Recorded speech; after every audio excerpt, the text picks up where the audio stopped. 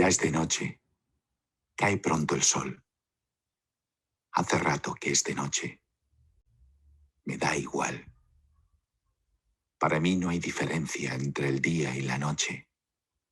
Da lo mismo, carajo.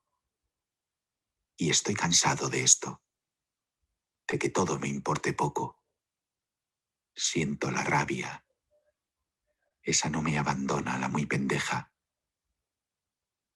Me acuerdo de mi hermanito y siento la rabia crecer en mí, moviéndose como una culebra, hasta que solo siento eso, la rabia. A mi hermanito lo mataron. Era chiquito. No más había empezado a caminar. No lo pude evitar. Llegué tarde. Sus balas fueron más rápidas que las mías. Ya ve. No quiero contarle de eso. Otro día. Otro día puede. Y ahora ya no me queda otra. Solo la rabia y mi pistola. Me la dieron hace tiempo. Entonces pesaba mucho, pero cada vez pesa menos.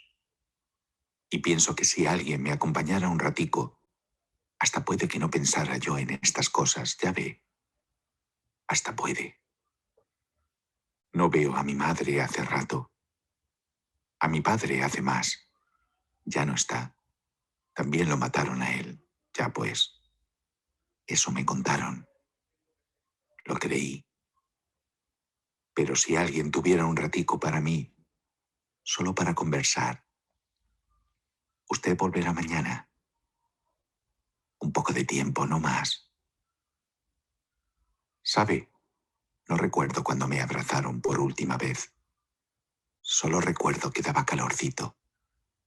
Es que ahora se me olvidan las cosas bastante. Será por el pegamento. Lo respiras fuerte y no piensas más, pues. Te quita el hambre y la tristeza. Mis parces también lo hacen. Lo hacemos todos. Ellos, no sé. Nunca les pregunto. Pero yo lo hago para no pensar en que disparo mi pistola cuando me lo piden. Me lo piden. Y ya pues, disparo. Hay que tener el corazón de piedra o ser muy cabrón para que no te tiemble la mano.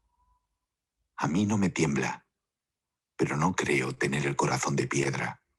Cabrón de seguro no soy. No me siento, carajo. ¿Será que no pienso en nada cuando lo hago? ¿Será la rabia? No sé qué quiere usted. ¿Para qué quiere que le cuente? No puedo contarle, pues. No hay que contar. Solo mis parces y yo sabemos y podemos entender. Esto es lo que yo conozco, pues. Y no hay de otra. No hay. No le voy a mentir, no. Sí, sería bueno aprender. De más que sí, a leer y esas pendejadas. ¿Pero qué? No sé de qué me va a servir eso. No me ha hecho falta, pues, hasta ahora. No sé si me hace falta. ¿Para qué? Creo que los jefes no saben. Quizás sepan los jefes de los jefes. No sé. Para lo que yo hago, no hace falta. Está usted muy pesada con eso, le digo. No soy uno de esos que tienen carro, plata, casa. No soy. Y no sé si seré. Carro puede que tenga algún día. Los parces se lo roban, y ya pues. Plata no hay. Pero no importa. Basta con tener que meterle a la boca cuando hay ganas, ¿cierto? Casa, ni modo. Aquí estoy, ya ve. En esta casucha. Aquí duermo. Y es bastante. Bastante, sí. Pero a veces, carajo, pienso y me digo que me gustaría que me pasaran cosas. Cosas distintas a las que me han pasado. No tengo a nadie. Estoy solico. Mis parces. Sí, tengo parces. pero hasta con ellos me siento solico. ¿Me entiende? Así es la vida, pues. Así es. Yo no sé bien quién es el enemigo. ¿A qué toda esta pelea? Si mire a donde mire, todos somos igual de pobres, igual de cabrones. ¿A qué nos estamos peleando? Tanta pelea, pues, ¿a qué? Pero el hambre vence al miedo, y cada día de hambre es un día de vida. La soledad vence al miedo. El miedo de a de veras es por la soledad. ¿No cree? No hay nada peor que la oscuridad. La oscuridad parece más oscura cuando estás sin nadie. No ves nada, pero oyes todo. Y oyes cómo llora el viento. Y te da por pensar que a lo mejor el viento también está solico. A veces el silencio me hace daño y me voy hasta meterme en alguna calle con gente, solo por oírles, sin bronca. Solo camino un rato para oír hablar a la gente. Lo que diga no me importa, no lo escucho. Solo quiero oír hablar a la gente. Que como empecé a juntarme con los parces, ya ni sé, ya ni importa. Vuelve usted mañana, ¿verdad? Mañana le cuento, pues. Buenas noches. Se acabó. Casi antes de empezar. Conversé con él 3 noches. En realidad, apenas 3 ratos. Ve a abrirle ficha de la banda de los... Tiene 12 años y lleva 3 trabajando con ellos. Conversa con él. Que te cuente. Intenta que inicie el programa de alfabetización. Quizás haya suerte. Eso me dijeron. No hubo suerte. Ni tiempo. Cada vez hay menos tiempo. La suerte. Ya no sé qué es. Ya no sé cómo nombrarla, cómo convocarla, cómo entenderla. Huyó hace mucho de este lugar. No sé si trabajamos contra corriente, pero sí sé que lo hacemos contra la suerte. Me da miedo pensar así. ¿Miedo? No. Me enoja. Me enoja mucho. La esperanza está por construir, pero a veces vas pensando que apenas hay con qué. Él no podía quedar conmigo por la mañana, ni por la tarde. Estoy ocupado, tengo trabajo. Eso me dijo. Por la noche, me dijo. En esas 3 noches vi su rabia, su desconcierto, su soledad, sus ganas de algo distinto, su dolor. Vi al niño que era, el niño que seguía siendo. Buenas noches. Así se despidió. No lo hizo las 2 noches anteriores. Y yo pensé que la próxima vez que le viese, probaría a darle un abrazo al despedirnos. No hubo próxima vez. Las balas de otros volvieron a ser más rápidas que las suyas.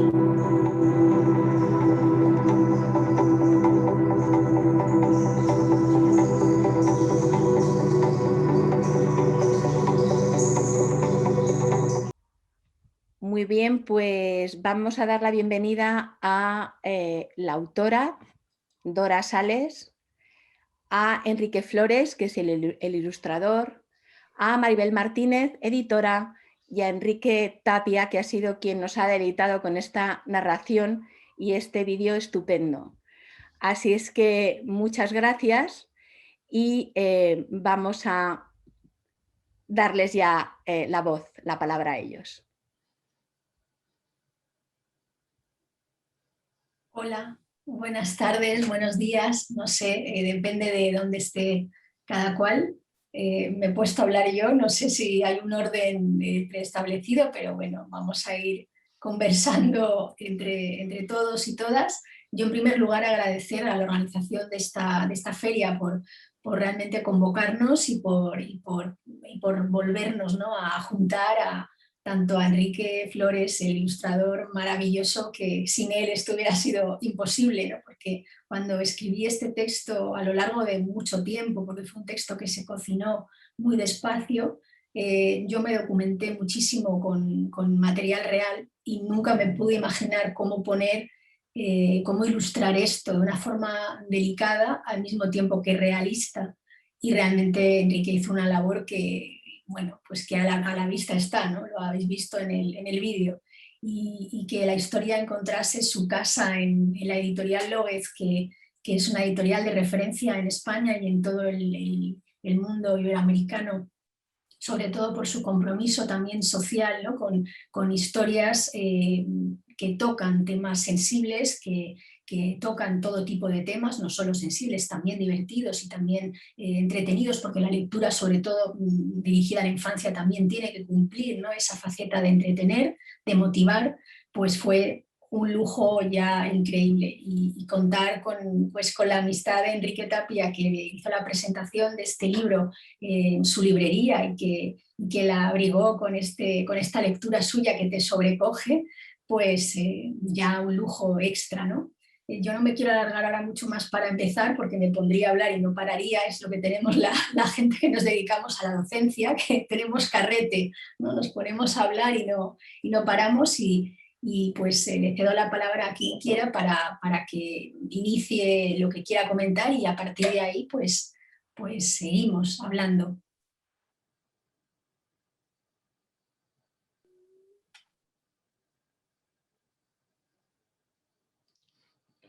Enrique, como ilustrador, le corresponde, ¿no?, el turno. Ah, vale, bien, bien, bien. No sé, no sabía qué orden teníamos. Estaba esperando a ver quién hablaba. Lo siento.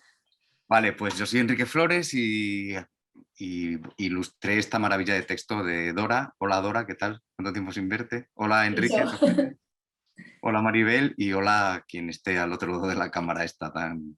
Hola Éter, ¿no?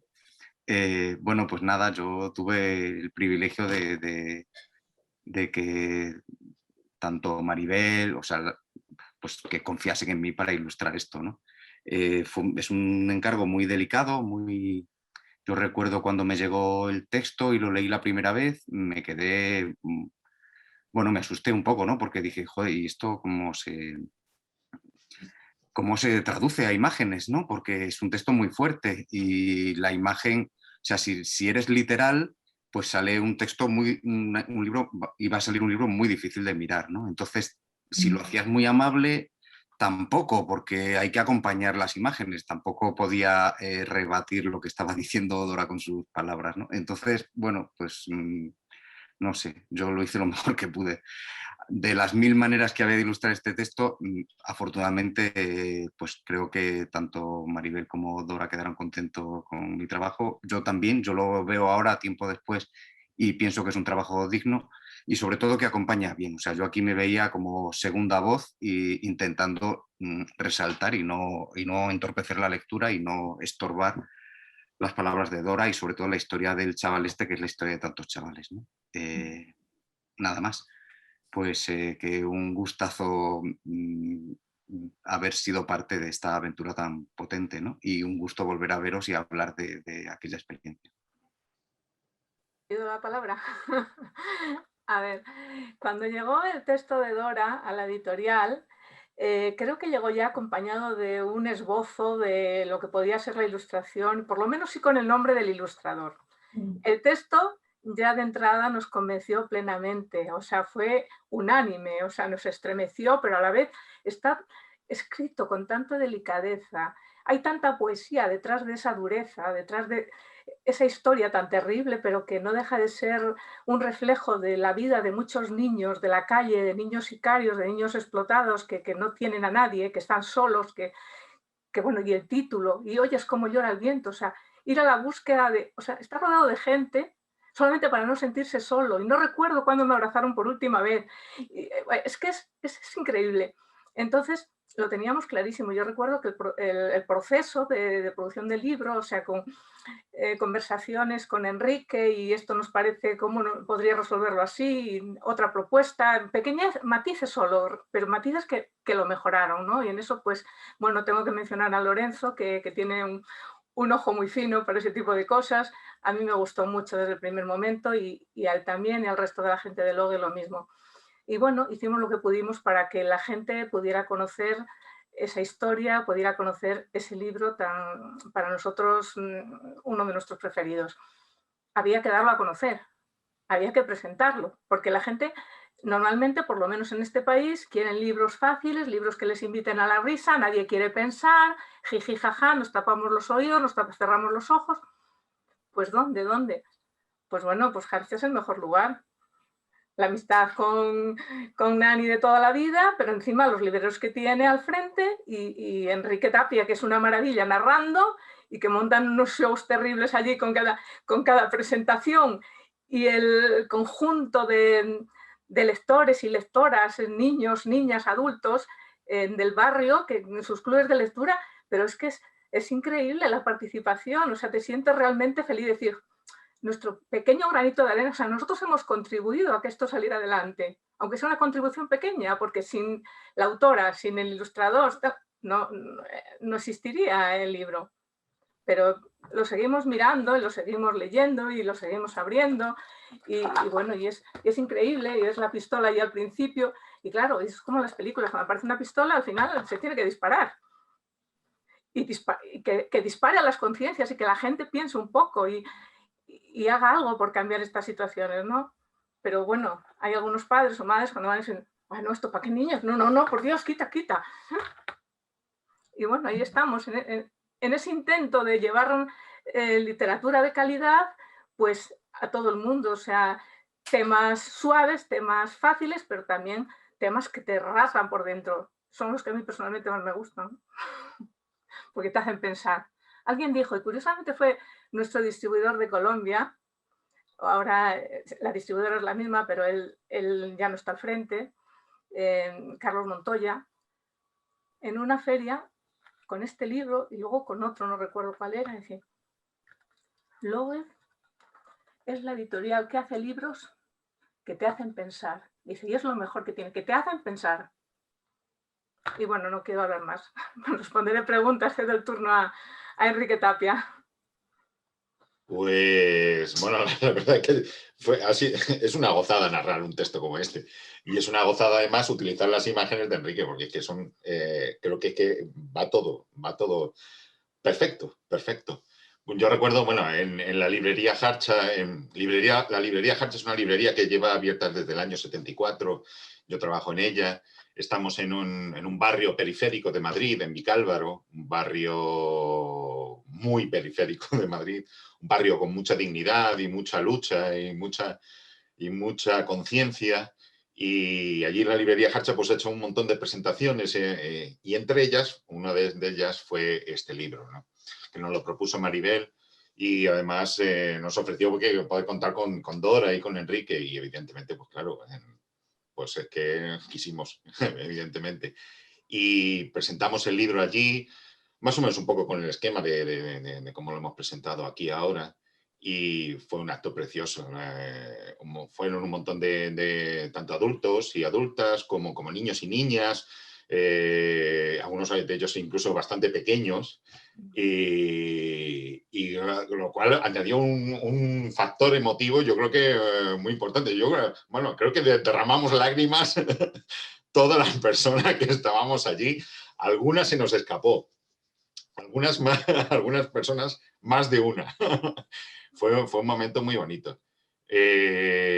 Yo recuerdo cuando, bueno, nosotros tenemos mucho cariño a Lóguez y a una admiración tremenda a esta editorial por la valentía, por el criterio, porque realmente hay un criterio enorme en todas sus colecciones, un criterio de calidad, pero sobre todo una valentía en el tratamiento de los temas. Aparecen libros como este o aparecen libros como Jules, que es otra joya, o cosas así, que son maravillosos, El Gran Gris o La Isla, que son a Kim Corre, que le dimos el premio del gremio de libreros.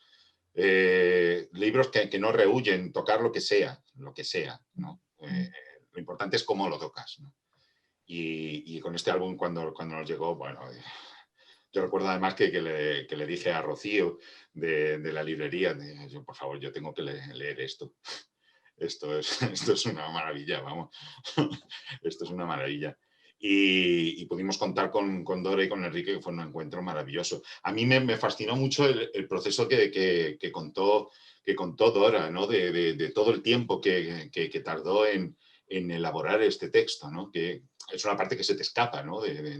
A mí me gustaría que quizás, porque tenemos tiempo, yo creo, que contaras cuánto tiempo y cómo, ¿no?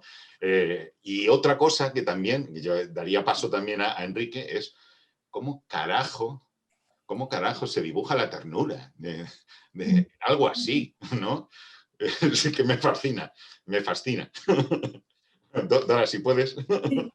Gracias, Enrique. Bueno, y gracias, Maribel. Desde luego, yo también esa pregunta de cómo carajo se dibuja la ternura también me la hago, porque yo soy una absoluta negada para todo lo que sea más allá de la palabra.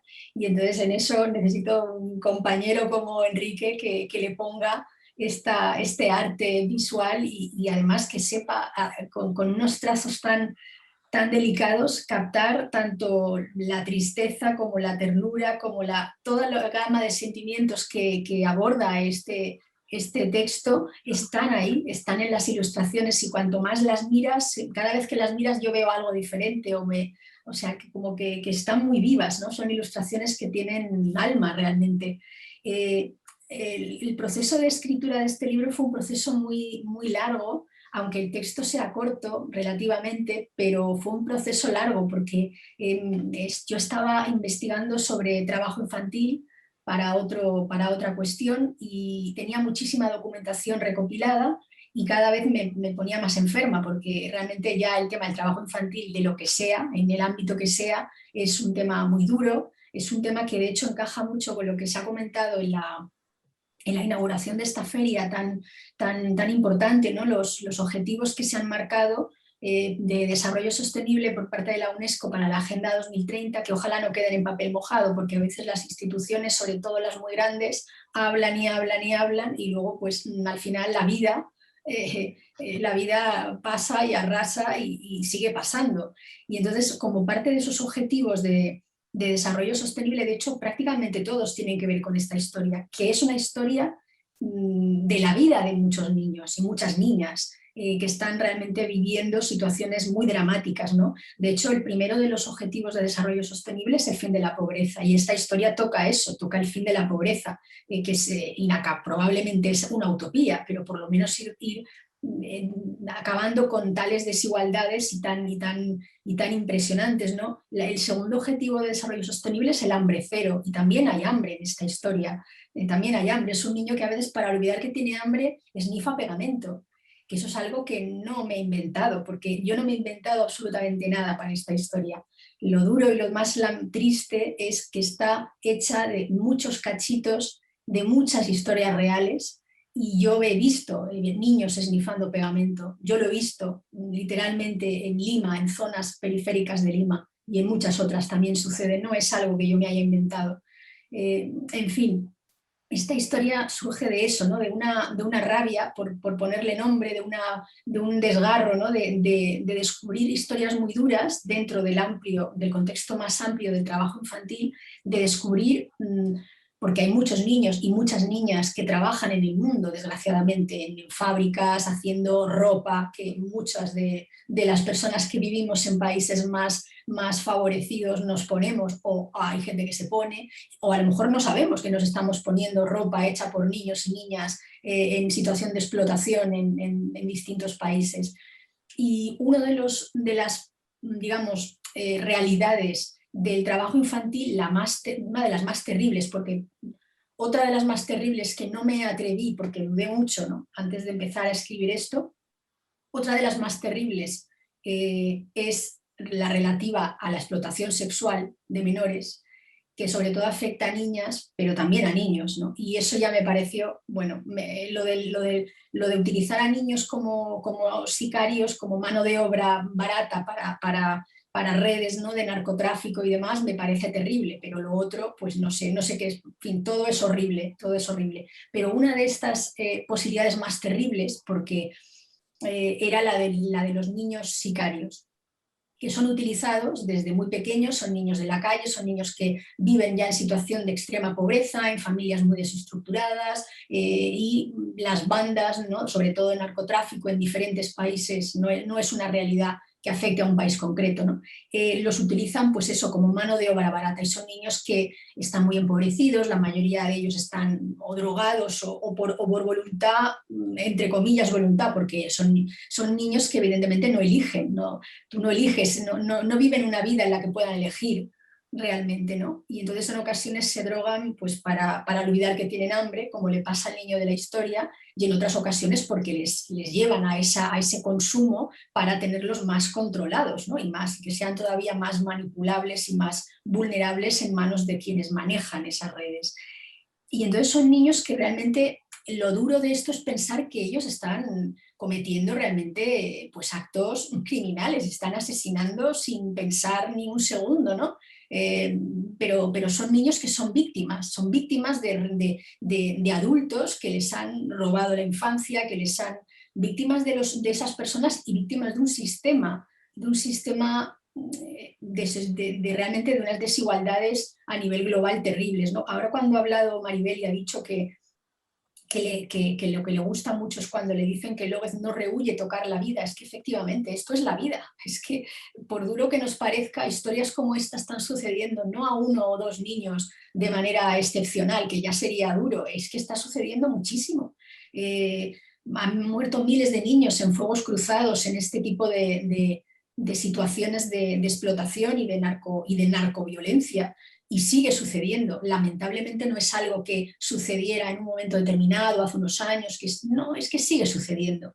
Y entonces es terrible, ¿no?, cómo no se hace nada, cómo los países que yo entiendo que tienen sus propios problemas estructurales, pues no solucionan esto y son realmente niños y niñas, pero sobre todo el tema del sicariato está más relacionado con a las niñas metidas en estas historias, ya os podéis imaginar lo que les pasa, ¿no? No les hacen empuñar un arma, les hacen a ellas miles de cosas terribles. Entonces es muy duro y yo recuerdo que fue un proceso largo porque yo tenía mucha información y sobre todo, claro, era información real, eran reportajes, eran documentales y me costaba mucho encontrar la voz. Lo primero es cómo decidir la voz narrativa y entonces llegó un momento en el que pensé, si quiero que esto tenga realmente un sentido, tiene que estar escrito en primera persona. Y eso era muy duro, porque era muy complicado, ¿no? Ni yo soy un niño sicario, ni sé cómo meterme en esa cabeza, pero bueno,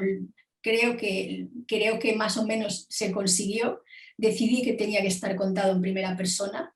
Me imaginé una secuencia de 3 noches en las que él le habla a alguien que no está definido, que puede ser una trabajadora social, más o menos queda así en la nebulosa quién es, a quien él le habla, ¿no? Y una persona que al final de esas 3 noches, cuando el niño lamentablemente ya ha tenido el final que desgraciadamente tiene la mayoría de ellos, pues en una voz diferente, también en primera persona, pues cuenta, ¿no?, esa desazón de la impotencia que se siente cuando intentas, como muchas asociaciones y muchas ONGs, intentas ayudar y no lo consigues, ¿no?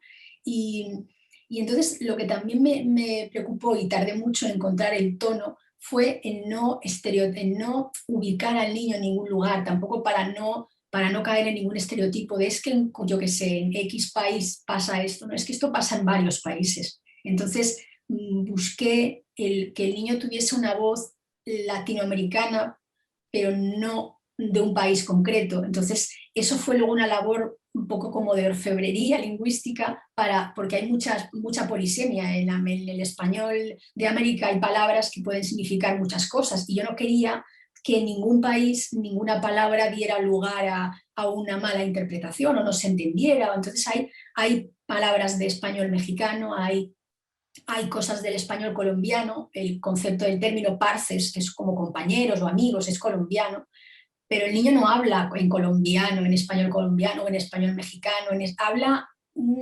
algo que sí que es una creación que que no corresponde a ningún español de América concreto, sino que tiene un poco una mezcla y que al mismo tiempo no tiene problema de comprensión. Para eso, gracias a amistades que tengo en diferentes países de América Latina, les dejé a leer el texto para que me confirmasen, ¿no? Que todo se entendía, sin que, aunque sonara un poco a cosas que decías, no se sabe muy bien de qué español está hablando, pero se entiende, ¿no? Que no hubiera ningún problema. Y fue una labor de, pues eso, un tiempo largo. Yo creo que en total, desde que empecé, desde que puse la primera frase, que la primera frase es la que es, o sea, esa primera frase fue inmediata, y a partir de ahí empecé como a escuchar al niño y lo escuchaba en mi cabeza. Es un poco extraño, no sé si ya, no sé, cada cual escribe como le sale, pero yo tengo que escuchar esa voz e incluso imaginar. Y yo me imaginaba, el niño le ponía caras, pero evidentemente le ponía caras reales de muchos niños que había visto en documentales, en reportajes de niños que yo vi en Villas Miseria, sobre todo en Lima, y le ponía caras, ¿no? Y entonces la voz me resonaba y entonces empecé a pensar en primera persona y fue saliendo. Y fue una labor lenta porque pues lamentablemente no me dedico solo a escribir, ya me encantaría, pero hago otras cosas y doy clases y demás, pero fue una labor lenta y además también era un poco pues esa, no sé cómo decir, ¿no? Pero me daba mucho reparo, no sabía a dónde mandarlo, no sabía si tenía salida, si se podía publicar, si alguien lo querría publicar, si esto... Yo lo escribía porque lo necesitaba, porque realmente quería escribirlo, quería contarlo, creo que era un poco un reto conmigo misma. Me ha gustado siempre escribir, yo soy traductora literaria, yo creo que la gente que nos dedicamos a la traducción literaria tenemos ahí un poco una vena de escritores y escritoras que no todo el mundo luego la saca, digamos, de textos originales, ¿no? Y era un reto, y recuerdo que terminé el texto, le di el punto final que ya estaba hecho, lo que pasa es que yo me lo leía como obsesivamente y lo llevaba a todas partes y iba por el texto por ahí, y hice un viaje a Lima porque tenía que dar clases, se lo di a leer a una amiga mía a la que estimo muchísimo y que ella también es editora y es revisora de textos, me dijo que ella lo veía cerrado. Me dijo, atrévete a mandarlo, no sé a dónde, pero mándalo a un sitio, no te lo guardes más, ¿no? Porque esto ya... Y recuerdo que le pregunté a una amiga bibliotecaria de bibliotecas públicas qué importantes son las bibliotecas públicas, como también se ha dicho aquí, ¿no? En la inauguración, y le pregunté, desde la ignorancia mía en aquel momento, hace un tiempo, le dije, oye, una editorial muy así buena de literatura infantil, pero que toque temas así sociales, ¿no? Y esta compañera mía, directora de biblioteca pública, me dijo, sin duda, Lóguez, o sea, a tal cual. Y yo pues me metí en la página de Lóguez y desde luego me encantó todo lo que vi. Dije, bueno, pues esto sería un lujo, pero ¿qué va? O sea, yo pensé, bueno, ¿dónde vas tú a mandar esto aquí? Pero yo soy muy atrevida, la verdad que no, el no ya lo tengo siempre. Entonces yo lo mandé y recuerdo que lo mandé desde Lima. Ese correo salió desde Lima, yo todavía estaba en Lima, lo envié desde Lima y a los 3 o 4 días yo ya estaba, al final de la estancia, a los 3 o 4 días ya estaba de vuelta en España y me llegó un correo que no olvidaré jamás y que tengo guardado como oro en paño de Lorenzo Rodríguez, el editor junto con Maribel de Lóguez, y recuerdo que me quedé como en shock porque de entrada ya me decían que sí, que vamos, que el texto se publicaba, que ya verían cómo. Yo les había dado ya el nombre, es verdad que yo iba ya acompañada de la mano de Enrique, pero que no creo que no había ninguna ilustración todavía, lo que estaba era el nombre de Enrique, que claro, me abría un poco la puerta, porque Enrique es un ilustrador con mucha experiencia y de hecho en ese correo de la editorial ya me decían, teníamos muchas ganas de trabajar con Enrique Flores y claro, nos lo estás ofreciendo para este texto que nos ha gustado mucho, con lo cual todo encaja. Y así fue, pero fue un proceso largo porque fue acompañado de mucha documentación, o sea que yo tuve como que filtrar mucho para crear a este niño, que en realidad son muchos cachitos de muchos niños. Tuve que decidir qué voz encontrar, en qué voz narrarlo, y luego sobre todo la precisión de alguna manera lingüística, que además para alguien como yo que me dedico a esto, pues me preocupaba mucho, ¿no? El ser muy precisa, y en un texto así breve y pues contundente, era una labor de cada palabra está muy medida, ¿no? Y tenía que sonar, yo me lo leía en voz alta, tal y como ha hecho, no tan bien como lo ha hecho Enrique Tapia aquí, pero yo me lo leía en voz alta, para trabajarlo lo leía en voz alta. Y por eso fue un proceso largo. Luego el proceso de edición no fue nada largo, en realidad fue muy ágil, Enrique trabajó muy rápido, necesitó un tiempo porque eran muchas ilustraciones, claro, pero trabajó muy rápido, ya lo que mandó prácticamente fue lo que salió, o sea, ya era, desde un primer momento fue ideal. Yo cuando empecé a ver las ilustraciones ya, bueno, ya no me lo podía imaginar de otra manera, o sea, ya era imposible imaginárselo de otra forma, ¿no? Ese niño, esa ternura, ese niño mirado como en picado desde arriba, con esa mirada, bueno, la pistola que había que enseñarla, era una decisión arriesgada, pero que Enrique siquiera luego lo cuenta, cómo se decidió realmente dibujar una pistola y además que fuese una ilustración única, ¿no? Que se veía la manita del niño y de esa pistola tan grande. Y realmente, bueno, yo no podía estar mejor acompañada que de Enrique Flores ilustrando, en Lóguez como casa que ha acogido este texto que a mí me sigue tocando mucho porque desgraciadamente esto no sé si tiene solución. Yo intento ser positiva, pero con estas cosas tan grandes, ¿no?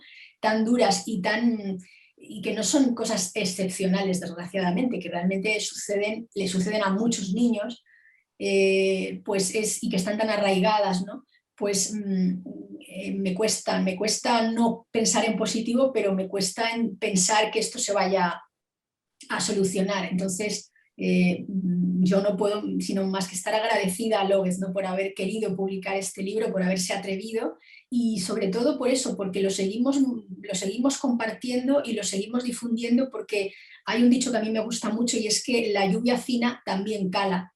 Y entonces a lo mejor con que una persona de repente lo conozca, le haga pensar, alguien se atreva a llevarlo a un colegio o a un instituto, que ha pasado, porque de hecho en la presentación de Harcha vino una profesora de instituto que nos dejó a todo el mundo alucinando porque venía de haber hecho un trabajo con el libro en clase. Y es que además los niños y las niñas de verdad que nos dan 100 vueltas y que nos pensamos que no se les pueden contar ciertas cosas y nos podríamos sorprender. A mí en Harcha me impresionó los niños tan pequeños que estaban allí con una madurez y con una emoción tan grande. Y este libro también lo utilizaron en un colegio, Maribel se acordará y a Enrique también se lo pasé, en un colegio de Génova, con niños bastante pequeños también, de 8 o 9 años, que me llevaron aprovechando una estancia mía en Génova por otras cosas. Era un colegio en el que los niños son italianos, pero muchos eran hijos de latinoamericanos.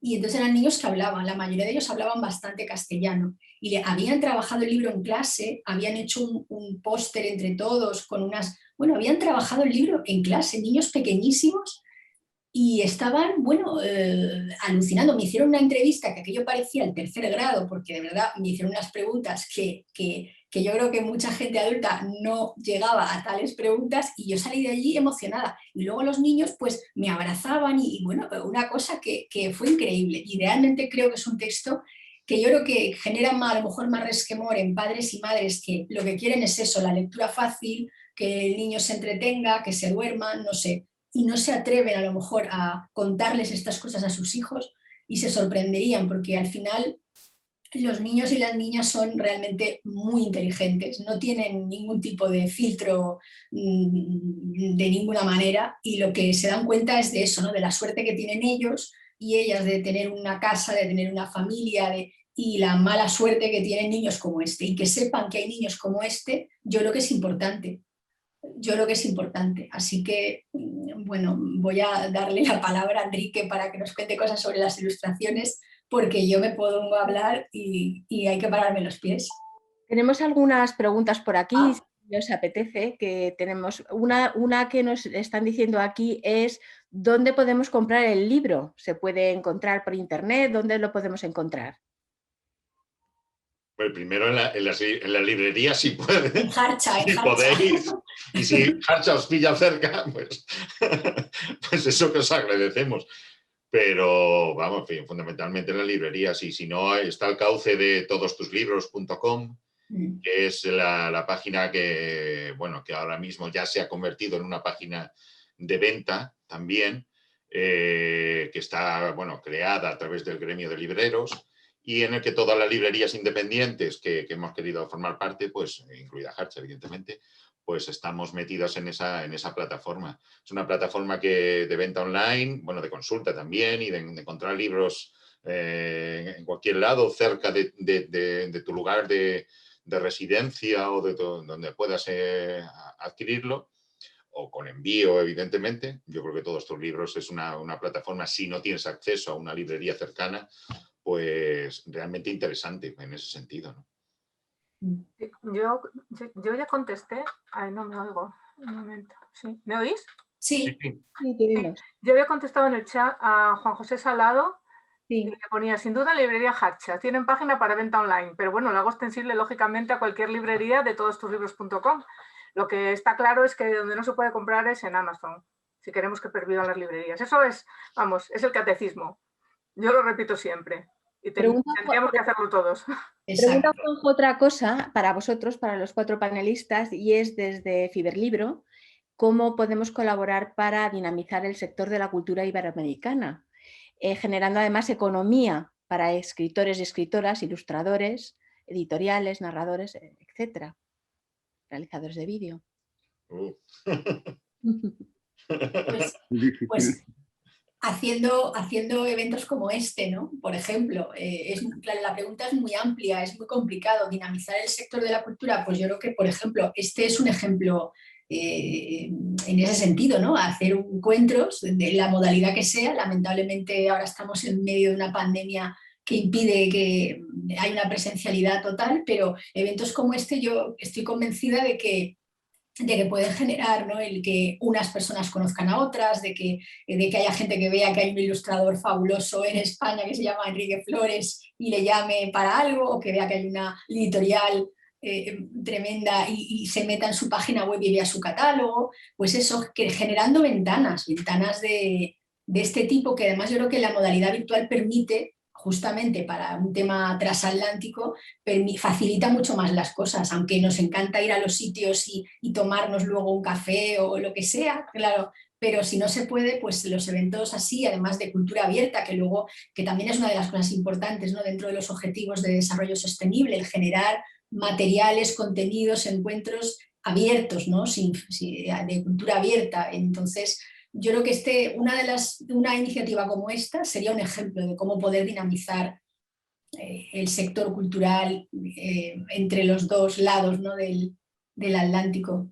Es importante también porque encuentros así, encuentros donde salen caras y salen personas, hacen muy evidente que estas cosas no se hacen solas y que se hacen desde el cariño y que son proyectos donde todo el mundo se juega dinero, ¿no? Porque de repente editas un libro que no se va a vender y palmas pasta y le dedicas todo el tiempo que haga falta y tú reescribes el texto las veces que haga falta y yo rehago los dibujos las veces que haga falta y pum, pum, pum, pum, pum. Y es lluvia fina también. En la producción de cultura, de este tipo de cultura, es lluvia fina. Entonces es importante que eso sea muy visible porque hay gente que no lo entiende, ¿no? Que parece que los libros salen de una fábrica o de un almacén de una gran distribuidora, ¿no? Yo quería decir que bueno, la labor que están haciendo desde la Biblioteca Solidaria y la Fundación Impulsa, el tema de crear clubes de lectura, de comprar libros para colectivos desfavorables, toda esa labor es muy importante y una forma también de fomentar, de ayudar a los autores, a los ilustradores y demás, pues es esa, ¿no? Es crear clubes de lectura, comprar libros para que tengan acceso a ellos las personas con menos capacidad económica. Es decir, difundir la cultura en todas sus vertientes, con estos actos y también con el objeto material, o sea, con los libros. Que está muy bien el audiolibro, está muy bien la lectura fácil, está muy bien todos esos otros soportes que lo facilitan a las personas que no tienen acceso al libro físico, pero que no nos olvidemos que el mejor invento es el libro físico, que lleva mucho tiempo ahí y que no va a desaparecer. Lo mismo que no desaparecen los cuadros, aunque se hagan bonitas reproducciones en digital, digamos. Los museos seguirán existiendo. El problema es si todo eso va a quedar solamente para una élite. Sería horrible. Tenemos que sociabilizar la cultura y tenemos que sociabilizar la lectura. O sea que por ahí yo creo que podría ir, ¿no? Muy bien. Pues no sé si los espectadores tienen alguna pregunta o le damos la palabra a Enrique, que nos cuente un poco más de la ilustración, si es tan amable. Pues, ¿hay alguna pregunta o cuento algo? De momento no veo aquí nada más en el chat, así es que yo creo que Pues puedes nada, hacer. yo os cuento algo sobre el proceso de ilustración. Pues yo he tenido la suerte de viajar bastante por Centroamérica, entonces conozco pues barrios, bueno, esta realidad chunga de la que habla Dora. No en profundidad, pero bueno, algo he visto. Entonces, a la hora de poner imágenes a este texto, pues me basé un poco en mi experiencia, ¿no? No tiré de foto, no quise representar, igual que ella, fue muy cuidadosa a la hora de elegir las palabras para que eso no se identificase con ningún país concreto, pues yo también con los dibujos intenté que no hubiese ninguna pista que remitiese al lector a una realidad de un país concreto, ¿no? Entonces es un dibujo muy sujeto a la interpretación de cualquier lector. Los barrios que dibujo al final pues pueden ser los barrios de cualquier ciudad, de cualquier, no sé, no hay nada ahí. Huí un poco de eso, ¿no? De que se viese una publicidad de una cerveza que fuese de tal o cual zona, o una marca, o un tipo de coche, o yo que sé, 1000 pistas que te pueden poner el dibujo en situación, ¿no? Con la caracterización de los personajes, pues igual, ¿no? Quise hacer un personaje abierto en el que cupiesen todos los niños en esa situación, ¿no? Me costó bastante, recuerdo ahora, haciendo así memoria sobre el proceso, bueno, pues yo soy un dibujante que no soy muy meticuloso ni muy, muy hormiguita, sino que me gusta mucho el dibujo espontáneo, dibujo muchas veces sin lápiz previo, hago dibujos así a la primera y tal, ¿no? Entonces, bueno, pues cuando no me gusta algo lo tiro y empiezo otra vez, ¿no? Ese es intento que ese sea mi sistema. Cuando no queda más remedio, hago lápiz, hago lo que sea. Pero en este caso intenté dibujar un poco con las tripas, ¿no? Y estaba ahora como tirando del hilo de la memoria de cómo estaba yo en ese momento, ¿no? Entonces el niño, pues hay un momento en el que dice que tiene 12 años, pero él revive cosas de su pasado, se recuerda con su madre, pero dice que cuando le dan la pistola pesaba mucho, pero después pesa menos, es decir, que el niño ha crecido, ya lleva un tiempo con la pistola. Son varios niños en realidad los que yo represento en el dibujo, en varios momentos de su vida. Entonces hay momentos en los que el niño parece más adulto y en otros sale como más pequeñito, más cabezón, más... con eso quise jugar. Ahora después, hacía tiempo que no veía los dibujos, cuando los he visto mientras Enrique lo leía en voz alta, había cosas de, aquí a lo mejor lo tenía que haber hecho un poco más adulto, aquí a lo mejor lo tenía que haber hecho un poco, pero bueno, eso nos pasa a todos, imagino los que nos dedicamos a crear, que a toro pasado es muy fácil verte, mira, esto lo repetiría, ¿no? Hay dibujos que repetiría. Sabía que eran 3 noches, sabía que no quería que fuese un libro de colorines, intenté ser muy austero con la gama cromática que elegí, ¿no? Entonces todo es azul, negro y un color que puede ser carne, un color un poco más cálido, pero hay momentos en los que el niño recuerda que lo que manda es el cálido. Bueno, no sé, al final también, igual que hay un momento en el que Dora dice, y ahora ya no habla el niño, y ahora habla esa persona que está hablando con el niño. Claro, ese es un momento muy importante en el libro, que llega muy al final, pero que tiene muchísimo peso, porque ahí dices, bueno, cuando lo vas leyendo dices, ¿qué ha pasado aquí, no? Ahora, ¿quién me está hablando? Quería que eso fuese una ruptura también muy fuerte, ¿no? Entonces pensé que estaba bien que fuese el amanecer, ¿no? Que después de esas 3 noches, después de esa noche, hubiese un amanecer en una ciudad, con gente que va a la compra, poquita gente por la calle, ese color, niños empiezan a jugar. Me parecía también importante que no todo fuese la tragedia y que hubiese un poco de la vida sigue y que incluso en esa amalgama de cosas, en esa ciudad de ladrillo y de techo de uralita, hubiese una pista, un campo de fútbol, un sitio donde los chavales juegan, ¿no? Esa imagen a mí cuando la he vuelto a ver ahora digo, claro, es que están los chavales jugando ahí en el barrizal ese, ¿no? Porque, bueno, pues estos niños esnifan pegamento, pero son niños. Es que también en sus vidas juegan, ¿no?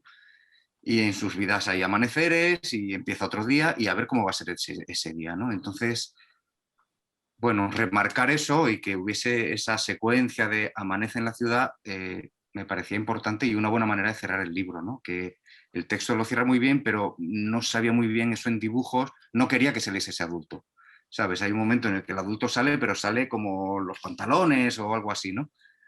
Esa cara no era lo importante, no era la que tenía que mandar en el relato, ¿no? Manda la cara del niño, que es este niño que va como metamorfoseándose un poco, ¿no? Que a veces tiene el pelo más largo, más corto, peinado de una manera, de otra. Bueno, un poco eso, no sé. No...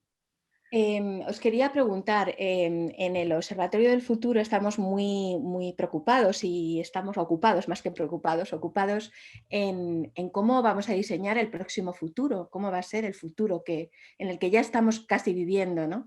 Y tengo la impresión de que lo que habéis hecho es algo que tiene mucho que ver con el futuro, es decir, una autora, un ilustrador, un narrador, una editorial, tenemos el libro en papel, el libro narrado. ¿Es este el futuro del libro? ¿Este es el futuro que todos estamos buscando y que queremos? A saber. A saber. No te escuchamos, Dora. Perdón, que me he silenciado para no interrumpir. Ojalá, porque yo desde luego me parece que es tan importante no perder, como antes, como ya se ha dicho, el libro como tal. O sea, yo me parece muy bien que haya otras alternativas y otros formatos, muy bien, pero el libro es maravilloso, tocar un libro. Cuando un libro, por ejemplo, como este, con esas ilustraciones, ese libro no puedes estar viéndolo en una pantalla.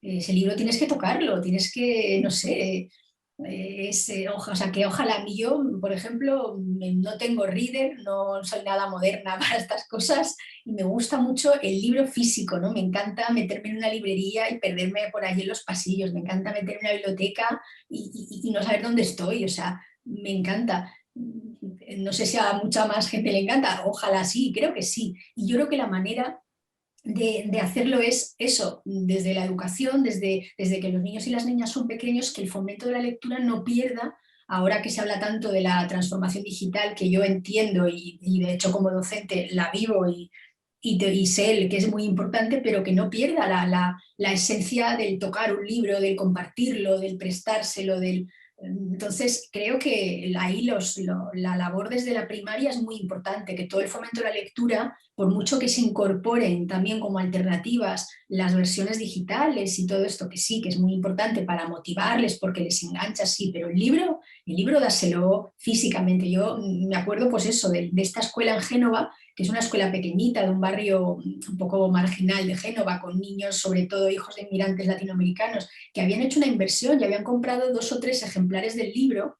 Yo les dejé uno de regalo firmado y porque lo llevé, como sabía que tenía esta actividad, llevé una copia y me dijeron, no, es que lo hemos conseguido. Entonces el libro se lo leyeron físicamente y tenían como 2 o 3 copias que con esas 2 o 3 copias lo leyó toda la clase y los niños lo tocaban y lo enseñaban. Y eso es importante, ¿no? ¿Cómo se fomenta el futuro del libro? Pues eso, también desde que el fomento de la lectura sea con el libro físico y enseñándoles, ¿no?, a apreciar lo que es pasar una página, lo que es volver a pasarla, lo que es fijarte en las ilustraciones, detenerte en ellas.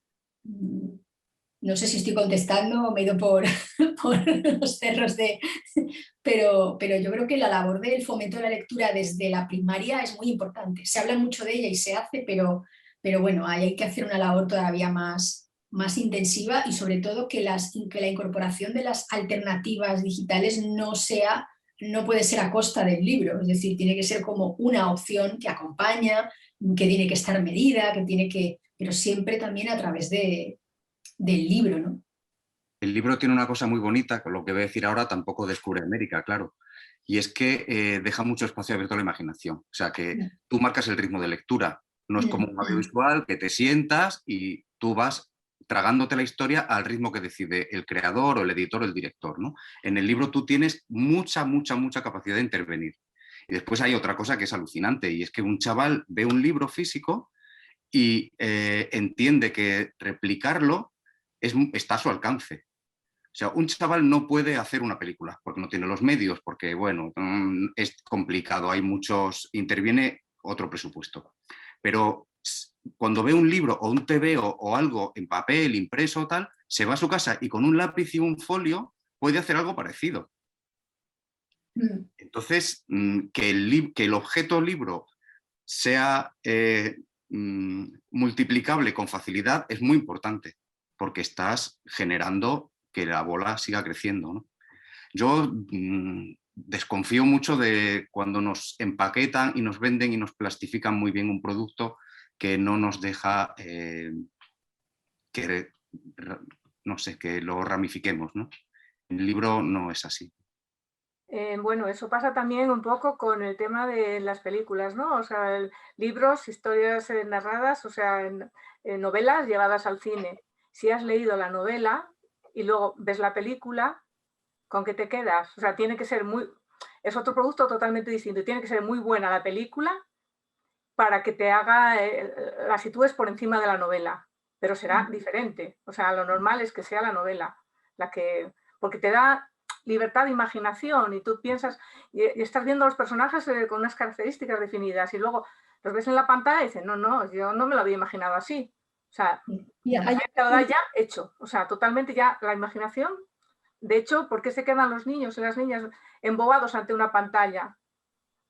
Y en cambio, con el libro, pues no. O sea, yo la experiencia que tengo, primero, bueno, fui profesora, pero eso lo tengo ya lejano, pero como madre que fui y como abuela que soy, el ver a mis hijos primero y ahora a mi nieto rodeados de libros y la felicidad que sienten cuando tienen los libros a su alcance, el pequeñajo de 3 años y los coge y los lee y se los cuenta, los lee a su manera, claro, se los cuenta a los muñecos que tiene al lado o a los gatos, ese placer, o sea, no lo puede hacer con una pantallita, es totalmente distinto, son experiencias distintas. Sí. Creo que pueden complementar los dispositivos digitales, pero complementar, nada más. Nos quedan 15 minutos y bueno, me gustaría que los espectadores, a ver si alguien quiere hacer alguna pregunta, pues es esta oportunidad, ¿no? Ahora que tenemos aquí a nuestros panelistas, para que podáis hacer alguna pregunta. Yo la recibo aquí en el chat y se las traslado a ellos. No sé, ¿querías decir algo más? ¿Sí? A mí me dice, sí, es que, bueno, yo hablo muchísimo, lo mío es un poco un peligro, pero yo mientras hablaba Enrique, es que, bueno, me ha venido a la cabeza exactamente eso, ¿no? Como, de hecho, los niños, bueno, vuelvo al colegio este de Génova porque es que digo mucho de sí, pero es que intentaron como reproducir la portada del libro a su manera que al final me decían, porque eran muy graciosos, además me decían, no lo hemos hecho como Enrique, porque a ti te decían Enrique como si te conocía, y luego además decían, dar un abrazo a Enrique, o sea, los niños estaban súper motivados. Y yo no sé si puedo compartir pantalla y enseñaros lo que hicieron los niños de Génova, porque lo tengo aquí en una foto que he buscado mientras... Pues no sé voy a hacerte coanfitriona y ahora puedes compartir. Sí, pues vamos es que creo que me merece la pena por esto que estamos comentando, que ha comentado Enrique, de que los niños luego sí se sienten con capacidad de coger un papel y dibujar o reproducir algo que está en su mano, ¿no? Y Perdona, me parece porque tengo una pregunta de una espectadora. Vale. Que nos dice, no nos ha explicado Enrique cómo se dibuja la ternura. Enrique. Es verdad. No lo sé. Le sale espontáneo. Me salió así, yo no sé. Llevo muchos años dibujando, muchos estilos, muchos libros distintos, unos de una manera, otros de otra. Dibujos para prensa, dibujos infantiles, de aquí y de allá. Bueno, con eso más o menos he sobrevivido estos años, he tenido esa suerte. Este es uno de los libros más difíciles que he hecho. Por eso, precisamente, porque cómo se dibuja eso, cómo se dibuja ese texto. Buah, yo qué sé, me salió así, no lo sé. Hay dibujantes muy maravillosos que dibujan muy bien la ternura, ¿no? Por ejemplo, Emilio Urberuaga, gran maestro. Estos personajitos de Urberuaga tan achuchables, joder, es que yo me muero, ¿no? O Calvin y Hobbes, ¿no? Esas manitas que tiene Calvin. O Sempe, ¿no? El pequeño Nicolás, esa nariz y esos ojos. Y cada cosita, ¿no? Entonces, no sé, yo intenté que fuese un niño querible, ¿no? Que no fuese... O sea, que después, claro, la realidad es otra, ¿no?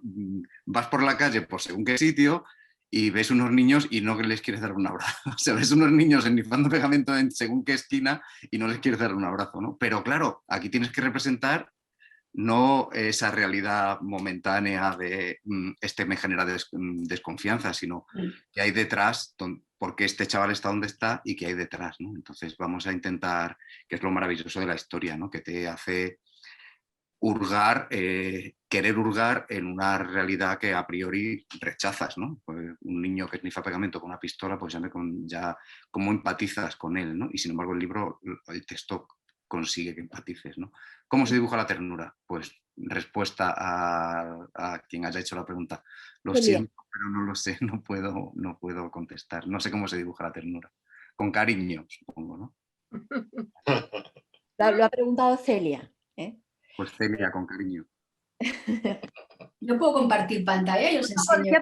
Ya puedes, ya eres coanfitriona y puedes compartir pantalla. Pues mira, no sé ahora si está, ¿qué veis? Ah, qué bonito. ¿Veis? Recuerdo. Bueno, pues esto fue lo que hicieron los niños de Génova, de este colegio. Imaginaos, no hicieron la portada del libro y, digamos, reproduciendo el dibujo de Enrique, pero que fíjate que como se lo curraron, ¿no? Y aquí la montañita esta está hecha con palabras que le surgieron al leer, palabras tomadas de la lectura y que le surgieron al leer. Y aquí al lado dibujaron a su manera cosas, ¿no? Pues yo me imagino al niño con amigos, o me imagino al niño, quiero esta casa para el niño, ¿sabes? Entonces hicieron sus dibujos alrededor de su versión de la portada del libro. Y esto son palabras, ¿eh? Esto de aquí son palabras. Entonces, bueno, ya digo, fue muy, muy impresionante lo de esto. Y luego, aquí hay otra foto que se ve, por ejemplo, que realmente...